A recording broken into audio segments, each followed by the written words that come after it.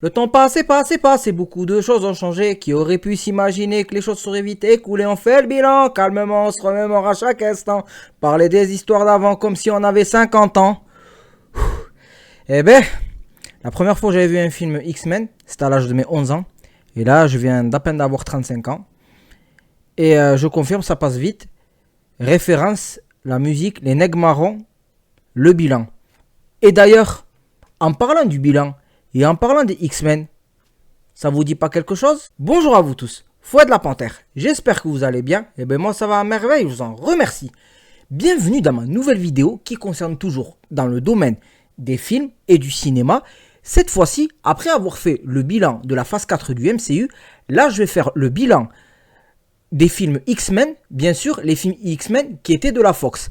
Alors bien sûr, je vais pas vous mettre des vidéos d'incrustation des films X-Men par peur de droits d'auteur. Alors bien sûr, je vais le faire d'une autre façon, d'une façon innovante. Et ce sera la première fois que je vais faire ça pour ma chaîne YouTube. Et ce sera de façon tier list. Je vous montre ça de suite. Alors là, comme vous pouvez voir, je suis sur le site tier list. Alors bien sûr, j'ai créé ma propre tier list. Alors bien sûr, là comme vous voyez en bas, il y a toutes les images de tous les films des X-Men et de son univers et tout ce qui va avec. Alors bien sûr, il y a tous les films de la Fox, car je tiens à préciser que si vous constatez qu'il n'y a pas Deadpool et Wolverine, car Deadpool et Wolverine, bien que dans le film, il y a beaucoup d'hommages à la Fox, ça ressemble plus à un film de la Fox, que ce soit des adaptations des films X-Men ou des 4 Fantastiques. Bien sûr, Deadpool et Wolverine, ça appartient au MCU. Donc, ça fait partie du MCU. Le MCU n'est pas concerné, c'est uniquement la Foxverse. Oui, les X-Men de la Fox. Alors, bien sûr, comme vous pouvez voir dans ce classement, alors je vais faire un classement des films. Par exemple, excellent, bien, moins, mitigé, nul. Et bien sûr, comme je vous ai dit, il n'y aura pas de vidéo d'incrustation par peur que ma vidéo subit un droit d'auteur. Bien sûr, ça ne m'empêchera pas de faire des micro-critiques. C'est parti. Alors on va commencer déjà par le premier X-Men. Alors déjà le premier X-Men, c'est réalisé par Bryan Singer. Bryan Singer, c'est un réalisateur que j'ai beaucoup admiré, qui est connu pour avoir réalisé déjà un de mes films préférés, Usual Suspect. Et bien sûr Bryan Singer a réalisé le premier film X-Men. Et moi ce film-là, je l'avais vu à l'âge de mes 11 ans. Et certes, comme je vous ai dit, c'est vrai que c'est passé vite. Et franchement, j'ai beaucoup admiré. C'est sombre et tout. Et voilà, et ben, je le mets excellent. Ensuite, X-Men 2. Alors, X-Men 2, toujours Bryan Singer, là qui revient en force. Alors, bien sûr, c'est un lien direct avec X-Men 2. C'est la suite directe. Alors, bien sûr, qu'est-ce qu'on voit dans le film? Bien sûr, une alliance entre les mutants, que ce soit les mutants de l'école du professeur Xavier et des mutants de la confrérie des mutants. Certes que dans le premier, ils se sont combattus l'un contre l'autre, tandis que dans X-Men 2, ils se sont alliés pour le bien des mutants, pour lutter contre le colonel William Stryker, dont bien sûr ce dernier veut à tout prix détruire les mutants et bien sûr combattre le mal par le mal. Alors bien sûr aussi, je le mets excellent, parce que oui, hormis que ça soit du Bryan Singer, parce que oui, Bryan Singer a réalisé les plans parfaitement, il n'y a rien à dire là-dessus, c'est aussi excellent. Ensuite après, pour X-Men 3, l'affrontement final. Alors je vous le dis d'entrée, je ne vais pas donner d'importance à ce réalisateur, car c'est un réalisateur qui est pas connu et qui a une expérience médiocre. Alors moi je vous le dis d'entrée. Bien sûr, X-Men, l'affrontement final, déjà les plans de réalisation sont pourris. C'est vraiment décevant. Et ensuite, ça n'a pas lien direct entre les deux premiers X-Men.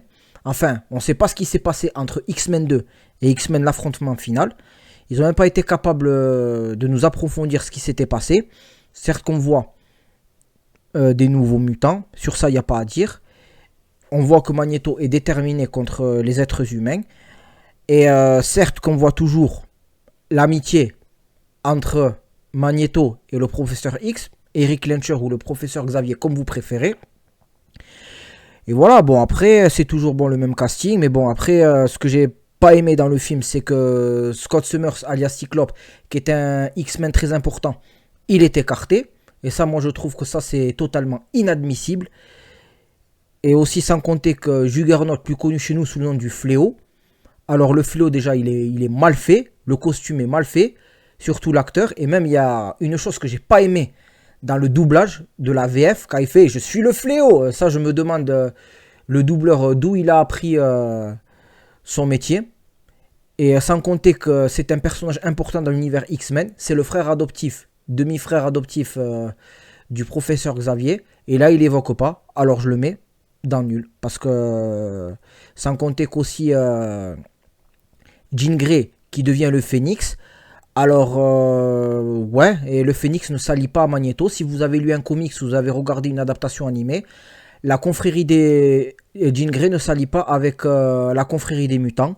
Donc même, il y a eu même une version du comics où il y a eu alliance entre les X-Men et la confrérie des mutants pour lutter contre le Phénix. Et dans certaines versions du comics, elle est revenue à la raison, et dans d'autres versions, elle est morte. Et y compris dans des versions animées, alors X-Men l'affrontement final, nul.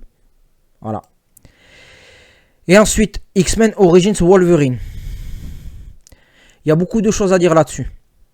Alors, c'est vrai que c'est les origines de Wolverine, ça porte bien son nom. Et bien sûr, dans ce film, ça mêle les pinceaux. Raison pour lesquelles, parce que ça ouvre une nouvelle timeline. Parce que on nous évoque déjà dans le film X-Men Origins Wolverine que Logan, plus connu sous le nom de Wolverine, et Victor, plus connu sous le nom de Sabertooth ou Dents de Sabre comme préféré, dans X-Men Origins Wolverine, son frère, et sans compter que Dents de Sabre c'est interprété par Liv Schreiber, et je préfère mille fois mieux le Dents de Sabre qui est présent dans le premier des X-Men, oui, que dans celui-là. Celui-là déjà, l'acteur Liv Schreiber, il n'a pas assuré son rôle de Dents de Sabre, et dans cela, il raconte que Logan et Victor, ou Wolverine et Dents de Sabre sont frères, alors que non, ce sont deux X-Men qui ont été rivaux, mais ils n'ont jamais été frères. Moi, j'ai jamais vu ça dans un comics, j'ai jamais vu ça dans une adaptation animée, et ce n'est pas cohérent avec le premier X-Men. Certes que ça a créé une timeline. Après, il n'y a pas à dire. Les origines de Wolverine sont bien approfondies. Hugh Jackman joue bien encore son rôle de Wolverine. On a une version du Colonel Stryker qui est jeune. Celui-là, il interprète bien son rôle. Nous avons aussi l'acteur jouant dans le rôle de Gambit. Mais par contre, voilà, ce qui n'est pas passé inaperçu et ce qui a été vraiment nul, c'est la version de Deadpool, dont je comprends l'insatisfaction de Ryan Reynolds, et même l'insatisfaction des fans. Ce n'est pas le Deadpool des comics. Il faut dire la vérité, c'est un Deadpool, certes qu'au début on le voit quand il n'est pas sous sa forme mutée, certes qu'il parle beaucoup, mais tandis que là, on le fait scotcher, on le transforme en l'arme 11, et ensuite, on lui donne des super pouvoirs, des sabres par exemple qui sortent de ses bras comme Wolverine, on lui donne les pouvoirs de Scott Summers, on lui donne des pouvoirs de se volatiliser, alors que c'est pas le cas dans des comics. Ils n'ont pas respecté le personnage Deadpool, et moi je comprends l'insatisfaction de Ryan Reynolds, parce qu'il faut pas oublier que aussi, comme je vous ai dit lors de la critique de Deadpool et Wolverine, le personnage Deadpool, que ce soit en comics, en jeu vidéo ou en adaptation live action, Deadpool brise le quatrième mur. Et ce n'est pas le cas dans X-Men Origins Wolverine. Alors certes que les scènes de combat sont bien, les scènes sont bien, il n'y a pas à dire, les plans. Alors je vais être généreux, je le mets dans mitigé. On voit aussi même à la fin, quand les mutants sont sauvés par le professeur Xavier, on nous montre l'incohérence que le professeur Xavier sait marcher. Alors que non, il a dans ses pouvoirs de mutant, il a toujours marché sur son fauteuil roulant ou son fauteuil roulant futuriste que nous voyons dans les comics ou dans l'anime. Alors j'en suis mitigé. Alors pour X-Men le commencement. Alors X-Men le commencement, ce n'est pas du Bryan Singer. Pour X-Men le commencement, nous voyons les origines du professeur Xavier, de Eric Lencher Magneto. Alors nous avons vu déjà dans le premier X-Men les origines de Magneto, dans la première scène, dans la scène d'ouverture du film. Et bon, c'est plus approfondi dans X-Men le commencement. Et nous voyons aussi comment le professeur X, ou le professeur Charles Xavier, et ses pouvoirs.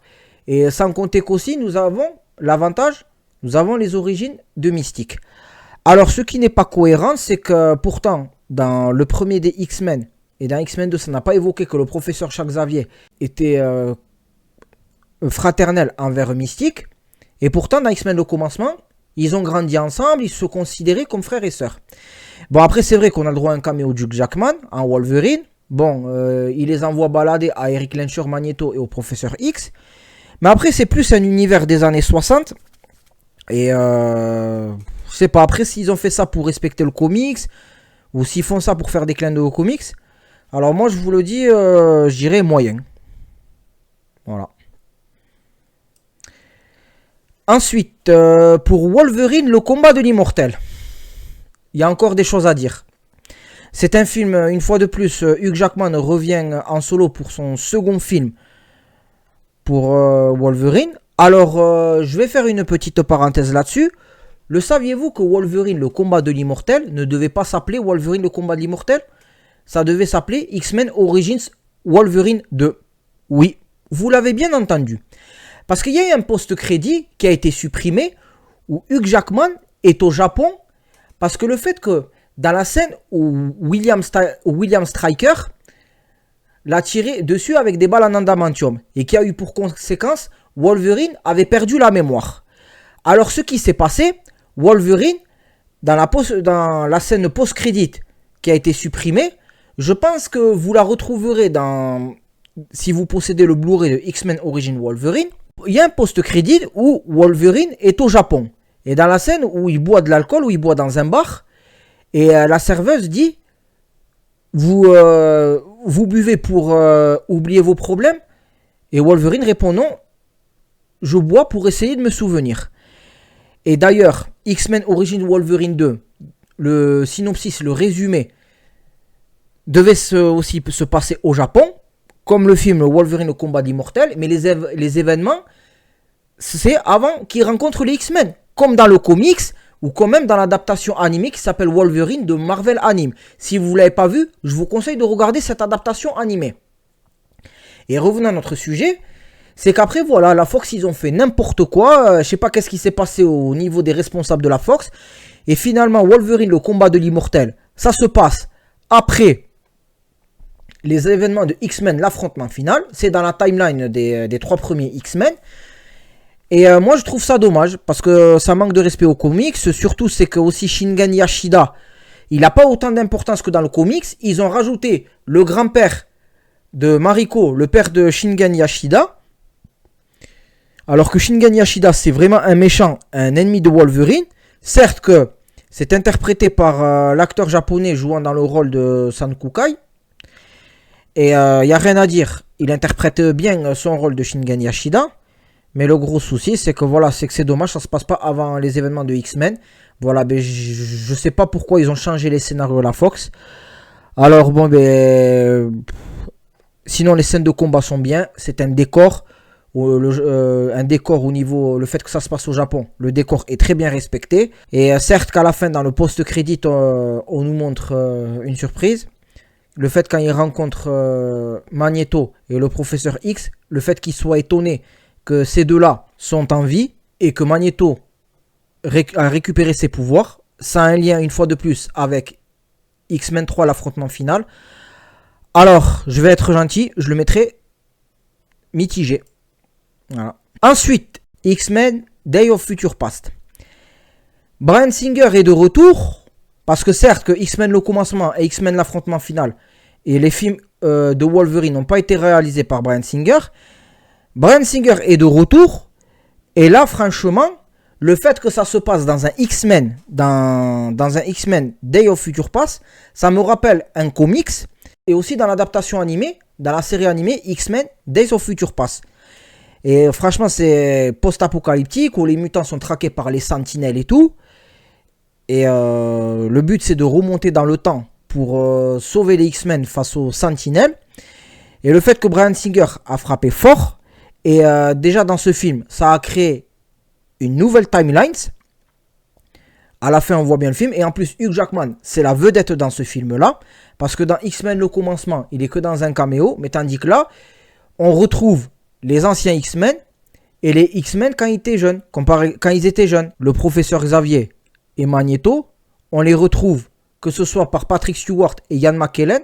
et par aussi James McAvoy et aussi et le magnéto Eric Luncher jeune de Michael Fassbender. Et bien là, je le mettrai aussi dans excellent. Parce que là, franchement, Bryan Singer avait assuré. Et c'est aussi cohérent niveau scénario. Les réalisations sont aussi parfaites. Et ça rappelle aussi un des premiers films X-Men. Ensuite, pour X-Men Apocalypse. Et bien là, personnellement, moi je vous dis, Oscar Isaac joue dans le rôle de Apocalypse. C'est vraiment décevant. Oui, décevant. L'acteur Oscar Isaac a bien interprété son rôle du Spider-Man 2099, bien sûr, en version animée, dans le Spider-Man Across the Multiverse, et aussi un personnage du MCU de Moon Knight, mais là, ce n'est pas le cas. Et là, franchement, la Fox, ils ont fait un Apocalypse éclaté. Au niveau de l'apparence, il ne fait pas peur, il est petit de taille, il n'est pas costaud, il n'a pas l'apparence physique et la présence cynique, comme dans le comics ou dans l'adaptation animée. Et pourtant, certes que ça a été réalisé par Bryan Singer, la réalisation sont bien faites, il y a des scènes horrifiques et tout, mais il y a de l'incohérence au niveau scénario, parce que le fait que X-Men Day of Future Past a créé une nouvelle timeline, on pensait que ça allait s'arranger au niveau des X-Men, que tout est rentré dans l'ordre et tout ce qui va avec, et là ça a créé une incohérence. Moi j'ai rien compris au niveau de la Fox, et le saviez-vous que X-Men Apocalypse, ce n'était pas le scénario, ce scénario qu'on avait vu dans le film, ce n'était pas celui-là en premier. Il devait être la suite directe de Days of Future Past, au niveau d'un lien. Et les anciens X-Men, comme Alberi, jouant dans le rôle de Tornade, le professeur Xavier, et même Wolverine, devaient aussi avoir des rôles principaux dans X-Men Apocalypse. Mais ce n'est pas le cas. Ils ont trouvé d'autres acteurs. Encore une fois, la Fox, ils ont changé les scénarios. Comme dans le film Wolverine, le combat de l'immortel, qui devait s'appeler X-Men Origin Wolverine 2. Mais X-Men Apocalypse, c'est un manque de respect et on ne sait pas de quelle timeline s'il fait partie. Est-ce que ça a créé une troisième timeline? Ça, on ne sait pas. Et déjà, en parlant de la timeline des X-Men, on va en parler. Et aussi, sans compter que, certes, qu'il y a la présence de Wolverine, mais dans un caméo, dans une scène, comment il s'échappe. On a compris déjà les origines de Wolverine. On nous l'a évoqué dans X-Men 1. Ça a été plus approfondi dans X-Men 2. Et ça a été encore de plus en plus développé dans X-Men Origin Wolverine. Et là, comme si on ne savait pas, on voit un post générique qui nous laisse du suspense. Et au final, c'est un suspense qui n'a pas de sens et qui n'aura aucun lien et qu'on ne verra jamais. Alors moi, je vous le dis, X-Men Apocalypse, c'est vraiment une insulte envers l'univers X-Men. Je mets nul. Et pardon Bryan Singer, parce que oui, comme j'ai dit, j'admire ce réalisateur pour Usual Suspect et les deux premiers X-Men et X-Men Days of Future Past. Mais là, franchement, j'ai été déçu, mais bon, c'est pas Bryan Singer. La réalisation est au top, mais par contre, c'est au niveau scénario, à chier. Oui, à chier. Bref. Ensuite, pour le film Logan, troisième film solo de Wolverine et avec Hugh Jackman. Alors... ce que j'ai à dire dans ce film, mon ressenti. Alors déjà, je sais même pas. Ça a quel lien avec quel X-Men? On ne sait pas si ça a un lien direct après Days of Future Past, parce que ça se passe en 2029. On ne sait pas si ça se passe plusieurs années après l'affrontement final. Certes que nous avons Patrick Stewart reprenant son rôle du professeur Xavier. Et tandis que certes que nous avons un Wolverine très vieux, très âgé, dont bien sûr ses pouvoirs se sont affaiblis. Alors bien sûr, il fait la rencontre de X-23, la petite fille qui est la future X-23. Alors personnellement, moi je trouve que c'est vraiment émouvant. Et le fait qu'à la fin, Logan décède, c'était vraiment émouvant. Alors personnellement, moi je le mettrais dans les films bien. Certes qu'après au niveau des défauts, par exemple mettre un clone de Wolverine, je pense que ça a été superflu. Alors moi je le mettrais bien. Parce que après surtout le fait que quand j'ai vu Deadpool et Wolverine, ça m'a permis de le revoir. Et j'ai pu comprendre au niveau du scénario. Et pour ceux qui ont vu Deadpool et Wolverine, le lien qu'il a avec Logan, vous savez de quoi je parle. Ensuite, X-Men Dark Phoenix. Là, je vais faire court, je vais faire bref. Alors, X-Men Dark Phoenix, c'est incohérent niveau scénario. Ça se passe dans les années 90, alors que le premier X-Men, ça se passe dans les années 2000. Et c'est interprété par Michael Fassbender. Et Jean Grey devient encore une fois le Phénix, alors que ça a été dans X-Men l'affrontement final, et Jean Grey qui redevient le Phénix, comme si on ne savait pas. Moi j'ai trouvé ça répétitif et incohérent. Comment Eric Lencher Magneto peut être interprété par Michael Fassbender dans les années 90, et 10 ans après c'est interprété par Ian McKellen, parce que là ça se passe dans les années 2000, et là dans les années 90. À un moment donné, il y a de l'incohérence. Quand tu prends 10 ans d'âge, tu peux conserver ta jeunesse, mais tu passes pas par exemple, je sais pas moi, par exemple, entre 30 ans et 40 ans, 10 ans après, t'as pas trop les cheveux blancs, t'as pas de rides. Faut arrêter un moment de prendre les gens pour des abrutis. Alors moi je vous le dis, incohérence et répétitif, sans côté qu'il n'y avait pas Wolverine. Et vous allez me dire, oui mais Wolverine, il avait dit qu'il arrêtait lors du film Logan. Certes, mais ça n'aurait pas empêché au moins de faire un caméo. Alors je vous le dis, eh ben, même ça manque de respect aux comics. Eh ben, personnellement, eh ben, à chier. À chier, c'était même une bouse de l'année 2019. Et j'avais fait un des flops des classements de l'année 2019. Et X-Men Dark Phoenix en fait partie. Alors, juste avant de passer aux autres films de l'univers des X-Men, j'ai oublié de vous dire que X-Men Origin Wolverine, il y avait aussi un manque de respect aux comics. Par exemple, il y avait un personnage qui s'appelait l'Agent Zéro. L'Agent Zéro, dans ce film, il est présenté comme un méchant, alors que dans le comics, il est gentil. Alors, la Fox, je sais pas qu'est-ce qu'il leur a pris encore une fois de faire des adaptations à leur sauce. Et sans compter qu'aussi, il devait y avoir un spin-off sur le personnage Gambit qui est présent dans ce film. Un spin-off, bien sûr, qui a un lien avec cette timeline. Et ça n'a pas été le cas, et bien ça a été annulé. Et même aussi, il devait faire un film Gambit avant que la Fox soit rachetée par Disney. Et ça a été annulé. De toute façon, on va en discuter vers la fin de la vidéo. Maintenant, je reprends pour les films de l'univers des X-Men. Alors Deadpool, alors comme je l'ai dit, c'est un personnage de l'univers Marvel, et en particulier qui a un lien avec les personnages des X-Men. Deadpool c'est un super-héros, ou un anti-héros comme vous voulez. Deadpool c'est un anti-héros qui parle beaucoup, qui brise le quatrième mur comme je vous ai évoqué. Et alors bon, on va commencer par le premier Deadpool. Alors le premier Deadpool interprété par Ryan Reynolds, et bien là c'est le Deadpool des comics. Et là franchement l'histoire de Deadpool est respectée. Ça brise le quatrième mur dans ce film. Voilà, même ça montre la mutation cohérente du personnage Wade Wilson qui va devenir Deadpool. Et on raconte comment il va devenir Deadpool. Et en plus, sans compter que ça brise le quatrième mur, parce qu'aussi sans compter qu'il y a eu les X-Men. Oui, il y a l'école des X-Men qui est présente. 2 mutants sont présents, Negasonic et Piotr Rasputin, qui est le mutant Colossus. Et c'est un Colossus réussi, contrairement à celui qui était dans X-Men 2 et dans X-Men l'affrontement final, et aussi que nous voyons aussi dans X-Men Days of Future Past, c'est un autre Colossus. Et là, c'est le Colossus des comics.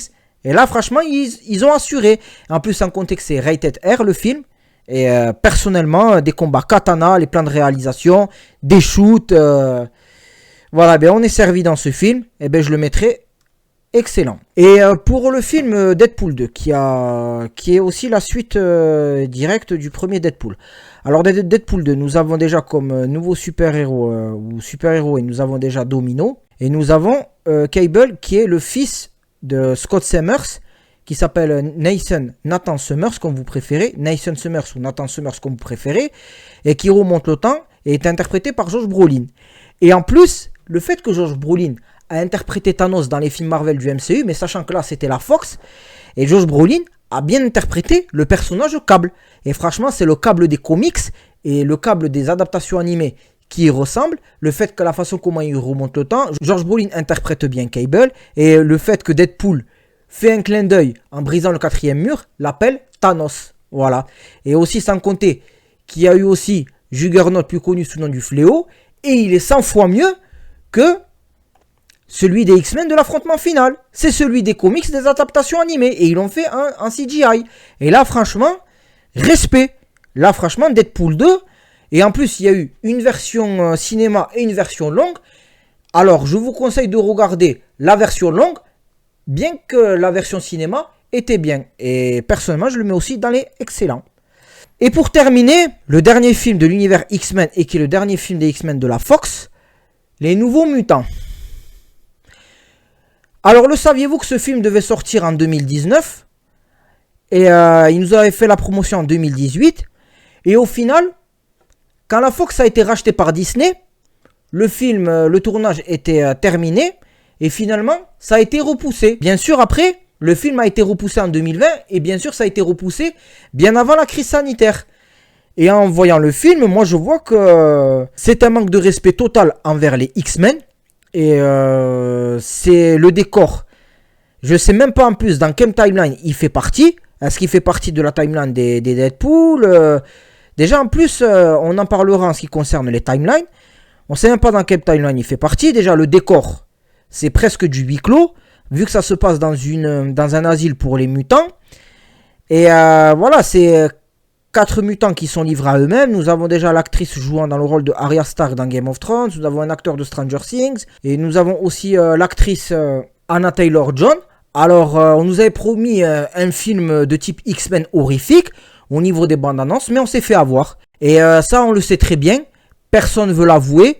Mais on sait très bien que ça a été repoussé parce que la Fox a été rachetée par Disney. Et le fait que la Fox a été rachetée par Disney, cela n'a pas empêché de faire des retouches sur le film Les Nouveaux Mutants. Et il y avait un YouTuber qui avait fait une critique. C'est pas les Nouveaux Mutants. Je reprends sa réplique. C'est les Nouveaux Perdants. Alors, le film a chier. Oui, à chier. Ça respecte rien. Alors c'est vrai qu'il y a un bon jeu d'acteur, mais bon, ça parle beaucoup, ça parle de la vie d'étudiante, ça et tout, alors qu'on nous avait promis quelque chose d'horrifique. Et sans compter qu'aussi, le méchant n'est pas badass, on n'a même pas le droit par exemple à un méchant comme Apocalypse, Magneto, je sais pas quoi, c'est différent par rapport à des comics de l'animation et dans les autres adaptations, parce que c'est vrai que au niveau de ces films, qui était vraiment à chier, mais au moins les méchants étaient badass. Mais après, ce qui cassait le délire, c'était au niveau réalisation, certains pour scénario, et aussi pour l'incohérence chronologique. Voilà, et bien les Nouveaux Mutants, c'est vraiment à chier. Et bien voilà, et bien comme vous avez pu voir, j'ai fait le classement de tous les films X-Men. Alors, tout ce que je sais, c'est que X-Men 1, X-Men 2 et X-Men... l'affrontement final et Wolverine le combat de l'immortel, ça la même timelines. Tandis que celui-là, ce n'est pas le cas. Ça a créé une nouvelle timelines. Pour X-Men le commencement, je l'ignore. Et voilà, c'est que si on essaye de trop rentrer dans les détails en ce qui concerne pour les timelines de X-Men, franchement, c'est pas évident. Moi, je vous le dis, c'est pas évident. On va se casser la tête pour rien. Et moi, je trouve qu'au niveau de la Fox, certes qu'ils ont assuré au niveau de ces films, mais par contre, pour le reste, la Fox, ils ont fait n'importe quoi. Le fait, comme je vous ai dit, Disney a été racheté par la Fox. Bon, après, on sait pertinemment qu'ils ont fait ça officieusement pour adapter les X-Men dans le MCU. Car oui, Kevin Feige avait été dans la direction productive au niveau des anciens films X-Men avant le début du MCU. Mais après, les X-Men dans le MCU, est-ce que ce sera mieux que la Fox ou il y aura aussi des incohérences? Parce que moi, personnellement, ça me fait peur. Parce que récemment, qu'est-ce qui s'est passé? Et ça, c'est un truc qui n'est pas passé inaperçu. Ça a fait le buzz. Et ça a mis en colère la majorité des fans de Marvel. Robert Downey Jr. fera son retour. Mais pas en tant que Iron Man, mais en tant que le Docteur Doom, Docteur Fataliste des 4 Fantastiques. Alors que les 4 Fantastiques, c'était aussi la Fox qui avait les droits. Et moi, je comprends pas. Le fait que certains vont me dire que oui, Josh Brolin a joué dans 2 films Marvel différents. Mais là, c'est dans la Fox, c'est pas dans le MCU. C'est 2 studios différents. Mais tandis que Robert Downey Jr., de retour dans le MCU, mais dans le Docteur Fatalis, et bien moi personnellement, j'ai peur que le MCU foire les X-Men. Parce que c'est vrai, vous allez me dire que dans les premiers films X-Men, on n'a pas eu les costumes originaux. Comme Wolverine n'a pas eu le costume jaune, oui certes, mais parce que vu que Matrix a eu du succès, c'était pour rendre hommage à Matrix. C'est vrai que la Fox n'ont pas assuré, je serai le premier à vous dire que les costumes, ça n'avait rien à voir au niveau des comics. Ça s'est évolué avec le temps, mais ce n'était pas le cas pour Wolverine. Jusqu'à l'apparition du film Deadpool et Wolverine, sachant que Hugh Jackman conserve son rôle de Wolverine jusqu'à Avengers Secret Wars, car oui, il pourra peut-être avoir Hulk versus Wolverine. Et sans compter qu'il y aura peut-être un second Deadpool et Wolverine. Car Sean Levy n'est pas contre. Bon après ce sont que des rumeurs, c'est à prendre avec des pincettes. Mais après est-ce que le MCU feront mieux? Déjà ils ont dit que après le multivers, ils se consacreront aux mutants. Parce qu'ils nous l'ont fait découvrir au post-générique de The Marvels, la suite de Captain Marvel. En nous faisant découvrir Hank McCoy, plus connu chez nous sous le nom de The Beast ou le Fauve. Et bien sûr, que nous voyons dans X-Men l'affrontement final, mais en forme maquillage. Tandis que dans le film The Marvels, il est en CGI. Et ça veut montrer l'arrivée des X-Men. Et comme Kevin Feige a dit, grâce à Deadpool et Wolverine, c'est le début des X-Men. Alors on verra bien. En tout cas, comme je vous ai dit, j'ai fait un classement sur les films X-Men. Car oui, grâce à Deadpool et Wolverine, ça montre que c'est la fin pour certains des X-Men. Et c'est la fin pour la Fox. C'était Fouad la Panthère. Si tu es un fan de l'univers X-Men, que ce soit au niveau des comics, animation, t'as aimé les films en live action et tu valides mon classement, like un petit pouce bleu, partage cette vidéo et abonne-toi à ma chaîne. Salut!